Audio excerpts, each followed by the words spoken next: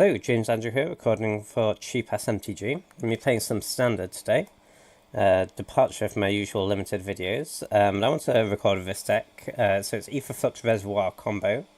It's pretty fun deck. It's not I wouldn't say, it's certainly not like tier 1 or anything, but I think it's powerful enough to get some results. So if you're not familiar with how the deck functions, we're trying to win with the card Aetherflux Reservoir. So this lets you gain life whenever you cast a spell equal to the number of spells you've cast this turn. So your first spell will gain you 1, your second spell will gain you 2, the third spell will gain you 3, and so on and so forth. And then you can pay 50 life to have it deal 50 damage to a creature or player. So,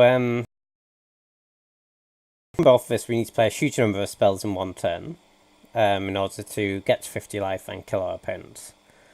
And the main way we have to do that is we have all these 0 casting cost artifacts. They're all equipments that actually we're never going to be equipping these, or well, we will occasionally to block, but it's certainly not a large part of our game plan.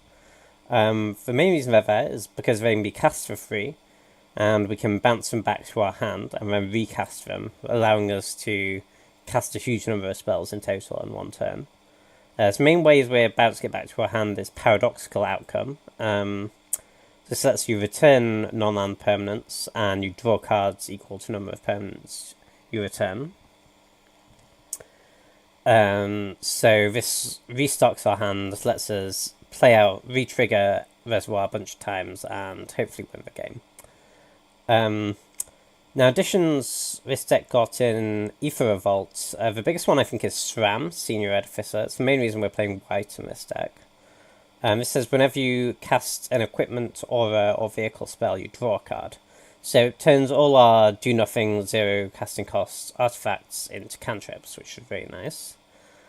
And we also got Reverse Engineer and Baral's Expertise, and a Metallic Rebuke. So these are 2 improvised cards. It's a draw 3 and a counterspell.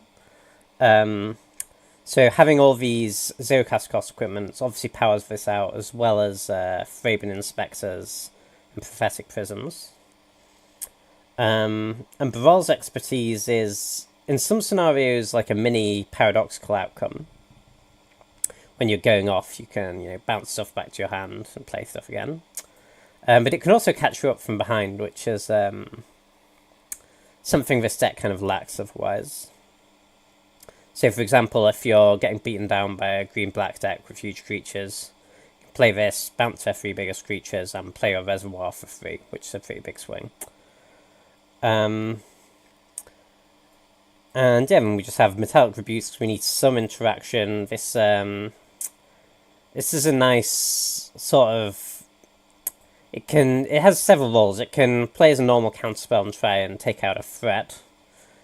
Just give you a little longer to set up your combo, but it can also protect the combo. Which is why we're playing this over like a removal spell or something. Obviously we can't afford very much interaction at all in this deck, so just 4 copies of Metallic Rebuke. And we have some round things out with Prophetic Prisms and Thraben Inspectors. These are things we can bounce back to our hand to get value and draw some cards. And just a couple of Anticipates to smooth out our draw. And the final non-land card here is Torrential Gearhulk, which is mostly in the deck because we have 2 copies of Inventor's Fair, and we want to be able to get something with Inventor's Fair which can get back a Paradoxical Outcome. So when in the situation where we have our Aetherflux Reservoir, but we can't play enough spells, we can go get this Torrential Gearhulk and go off that way. So yeah, mostly there's a tutor target. Moving into the sideboard, so we'll go through the lands first. Also, we've got 4 Fairy Stream, 4 Port Town, because they're good blue-white dual lands. We have 6 islands and only 4 planes. We have a lot more blue spells, a lot of double blue.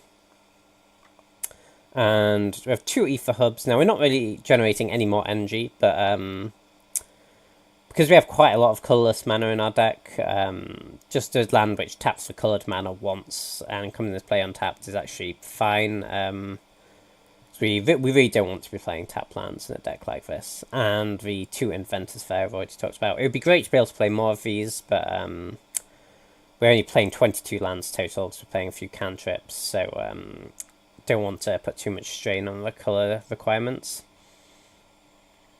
Moving into the sideboard, we've got 4 Dispels, these coming against control. Mostly because the deck is very weak to opposing counter spells, we need to be able to interact with that. We have 2 Negates, which can form a similar role, but also can counter vehicles, and the like. We have a further copy of Brol's Expertise for creature decks, mostly ones with sort of a going tall rather than wide, so a few big threats which you really want to bounce. And 2 copies of Crusher of Tentacles. This is something new I've not tried before, but we have a lot of cheap spells to surge this off of. And I think this could be quite a nice catch-up card.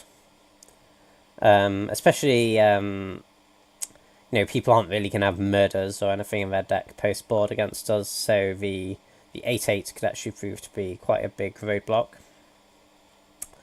2 more Gear Hulks, more grindy matchups. And we've just got 2 Immolating Glares as something to bring in against just where we really need a removal spell. Obviously Stasis now or something like that would be a bit more flexible, but we can't really support with double white, so we've gone for Immolating Glare. Okay, I'm going to be running this through a competitive standard league, which may well be a terrible, terrible idea. We'll be facing some top-tier standard decks, which realistically this isn't yet, but hopefully we can pull out a few wins regardless and have some fun with the deck. I'll see you back for round 1.